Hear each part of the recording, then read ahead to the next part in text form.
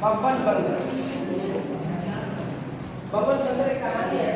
इस कहानी के बाद हम जो बच्चों के साथ जो सीखने का फॉर्मूला आएगा वो है एल इक्वल एच आई ओ या कहीं जा रही बात को ध्यान से सुनते हैं, समझते हैं तथा प्रतिक्रिया देते हैं। दूसरा है एक कहानी को विस्तार के भाव के साथ सुनते हैं। और तीसरा है कहानी को समझते हुए आगे बढ़ते हैं। इसमें सीखने सिखाने की प्रक्रिया में प्रतिक्रिया है। इसमें क्या करेंगे, बच्चों को 10-10 बच्चों को 2-4 ग्रुप में हम बांटेंगे और उसका कहानी के अनुसार हम उसको उसके पात्र को जो है लेकर के नाम लेकर उसको हम एक कहानी के तौर पर उसको हम पेश करेंगे ताकि बच्चों को इससे जो है सीखने में मदद मिले और दूसरे बच्चे भी इसको करने में रुचि लें। इसमें हमने टीके के तौर पे कुछ चीज आकृति बनाया कि जंगलों में किस तरह से एक जो है ये पढ़ाई का जो माहौल है, कक्षा है वो किस तरह से है। कहानी को हम बच्चों को पहले सुनाएंगे। कहानी में जो शुरुआत है कि एक शेर है जंगल में, उसके बात आती है कि यहाँ के जो जंगल में जितने भी जानवर जितने बच्चे हमेशा खेलते कूदते हैं तो वो कुछ बच्चों को बुला करके वो बोलते हैं कि देखो बच्चों तुम लोग कल से विद्यालय जाओ। तो सारे बच्चे जो है बोलते हैं कि जी हम जाएंगे।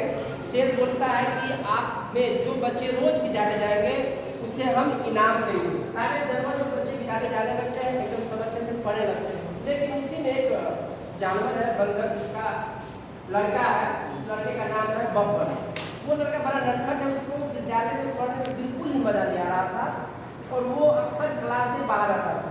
एक दिन की बात है कि शिक्षक महोदय के साथ सारे जो जंगल के जानवर थे वो आपस में टिफिन के समय में खेल रहे थे, गा रहे थे, नाच रहे थे। तो उसी समय में वो जो बब्बर लड़का था, वो जो बंदर का बच्चा था, वो टीचर से और सारे बच्चों से नजर छुपा करके वो विद्यालय से बाहर हो जाता है और जंगलों में घूमता फिरता रहता है। और वो चंचल स्वभाव का था, वो कभी इस पेड़ से उस पेड़ पे, कभी उस पेड़ से उस पेड़ से अपना चढ़ के मजे कर रहा था। तभी अचानक जो उन्होंने जंगल का जो शेर था उनकी दहाड़ सुनी तो वो डर गया और डर के मारे जो वो क्या किया, तो एक बेल के पेड़ पे जाकर के वो चढ़ गया।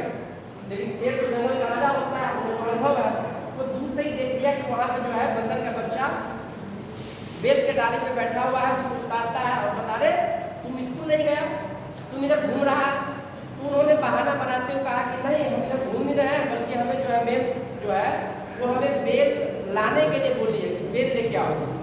तो शेर ने बोला कि ऐसा तो है नहीं। वो जो मैडम जी है, ये है लल्ली लोमड़ी मैडम जी है, वो बोली कि अरे लल्ली लोमड़ी तो बेल नहीं खाती है, तुम झूठ बोल रहे हो।